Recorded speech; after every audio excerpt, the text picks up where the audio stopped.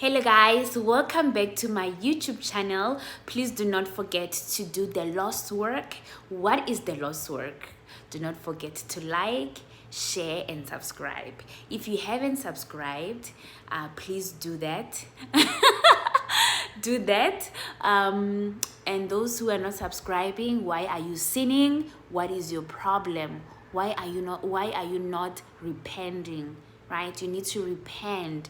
I'm calling out a roll call for you to repent from your evil ways of not subscribing to my YouTube channel. You are consuming the content, but you're not subscribing. Why are you a sinner? Why are you such a sinner? Yes, you. Why? Tell me why. Okay guys, okay habibis and habibtis, yes, this is yet another video. I'm just gonna talk about things that I wish I knew before coming to Saudi Arabia. So as you know, Saudi Arabia is not very far from South Africa. I'm not saying it's close, it's far. You have to fly for 8 hours. You do feel tired. It's a long flight, but I wish I knew that people actually freeze stuff. You know, they come with a frozen wors, frozen bacon, frozen polony, frozen what? Russian, you know. People freeze stuff to come to Saudi. They freeze all of those things because the distance is not that long. You can imagine if you freeze a wors from here to China, it's gonna, the whole whatever will be so smelly. But yeah, people do cook a lot of food from home, your lasagna, your blah blah. They cook them and freeze them, then bring them to Saudi Arabia. So I wish I knew that, but I didn't know because I used to live very far from South Africa. It's my first time living somewhere closer to home. So, you know, in Saudi, there's no pork, you know, Muslim people don't eat pork, so you know you can find stuff like wors and bacon. But yeah, the nice thing about living, you know, in South Africa and coming to Saudi is that you can freeze whatever, you can cook whatever and freeze it. And the other thing that I wish I knew is I knew the, you know, I knew the religion is so different, but I wish I did a bit more research, you know, regarding the religion.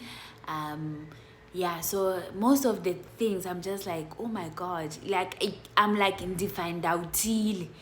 Defined outil. For example, in my school, there are only ladies. The cleaners are ladies, and also the teachers and everyone else, they are ladies. It's like only girls.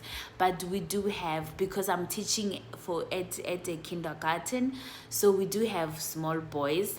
And when a man enters the building, women have to cover their hair, you know.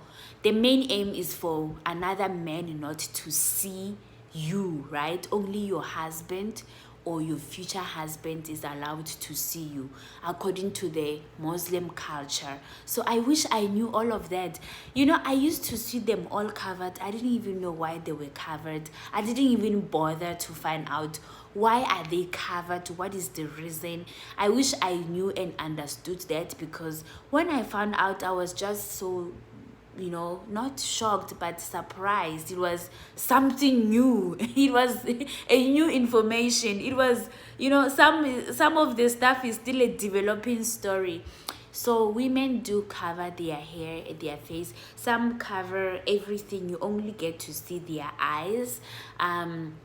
Yeah, you only get to see their eyes, and they dress all in black. They cover everything.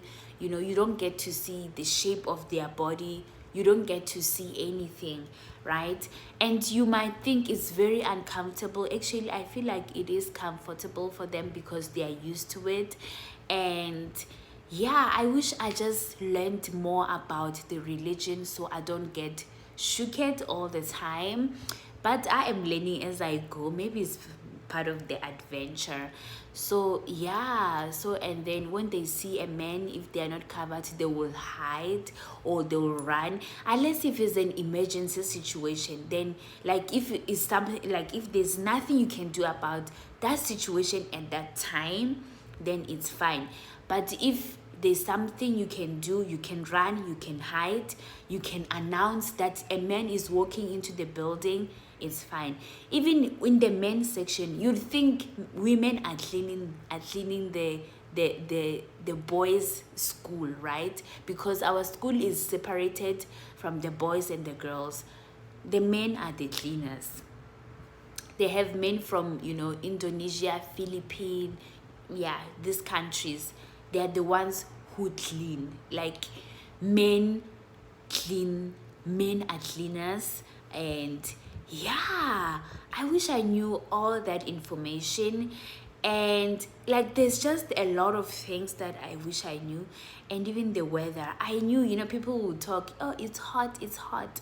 I've been to Masada Desert in Israel, so I knew the desert heat, how it was like, because there is very hot. So but I didn't know we're gonna live with the heat. I thought it was like there's gonna be an area where it's just a desert, where you can see this is a desert, and you know that's where you're gonna experience that type of a heat. But now we live in Saudi, in Riyadh, the capital, with the very same heat of Masada Desert. So I wish I knew all that information. And yeah, I'm drinking a lot of water. You know, you don't even have to force water. You know, people carry water everywhere they go. They carry this small whatever bottles of water. I think they carry them in whatever, in quantities, because it's very hot. You will need water. And I wish I knew that, you know, I cannot do adventurous things during the day in summer because it's too hot. You know, people will think you are crazy if they see you walking. I wish I knew I cannot jog in summer because it's too hot. Because I thought, you know, if I cannot join gym, I'll go for a morning jog. You know, I had these ideas about Saudi Arabia that, you know, when I found out, you know, it's not possible. But yeah, towards September it's gonna get cooler. That's when we're gonna go out during the week. Yeah, during the day and do stuff. October, and I wish I knew they had winter. I didn't know they had winter.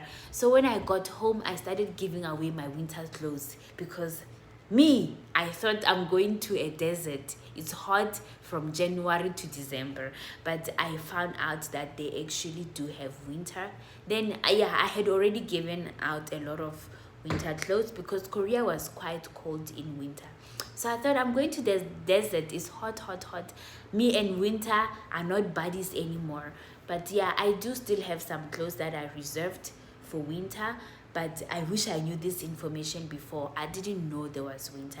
And apparently the winter here is very cold. It actually it's the desert winter. It gets to your bone, like your bones. So they do have snow in Saudi Arabia, right? In this desert of ours, there is snow. The northern part of Saudi do experience snow, and I forgot, is it the eastern or the south? No, yeah, another part. They do experience snow, so I can imagine it's so beautiful in the desert. That's what, yeah, I can imagine that. I wish I knew, like, I cannot say words like Israel because they don't get along with Israel. So I was telling my colleague, I was just talking and telling her, you know, and Saudi, with the countries that I've traveled to, I can relate it to Israel. She told me, you cannot say this in public or to other Saudi Arabians because maybe they'll be offended. Yeah, so you don't mention stuff like Israel to Saudi Arabian people. They don't like it. I wish I also knew they have a very huge culture of drinking coffee. They are coffee drinkers. There is a Saudi coffee is different for me, I've never tasted a coffee, any coffee. You know, I've tried different types of coffees.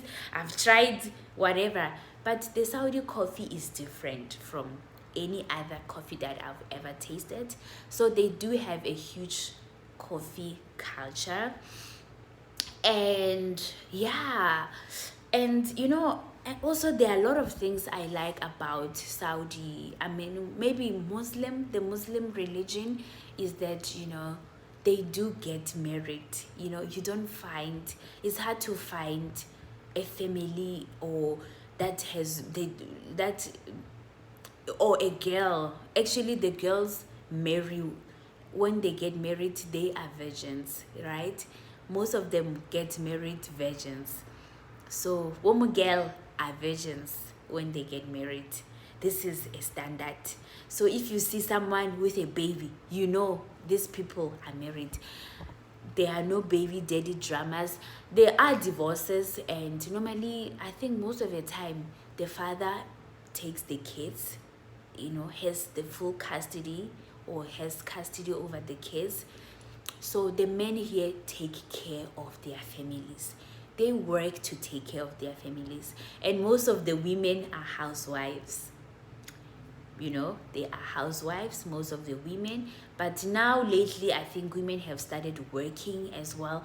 So like there's a lot that I'm discovering about Saudi, and you know, it's beautiful to watch, it's beautiful to learn.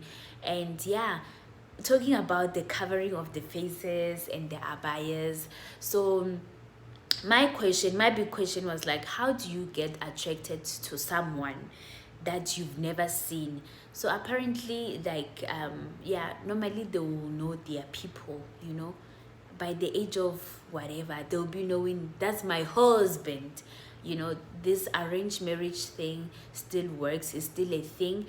And the parents, I feel like the parents are very involved in matchmaking their kids when they reach a certain age, like around 23, 24 is, yeah, it's time to get married. So for me, I've already hit my 30s. I'm too old for marriage, I think.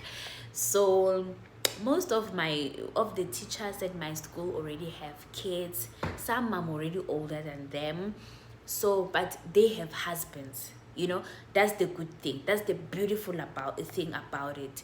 So they have husband.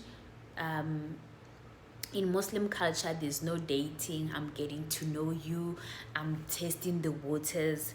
So yeah, if a guy likes you, they'll go and talk to your parents before even seeing you.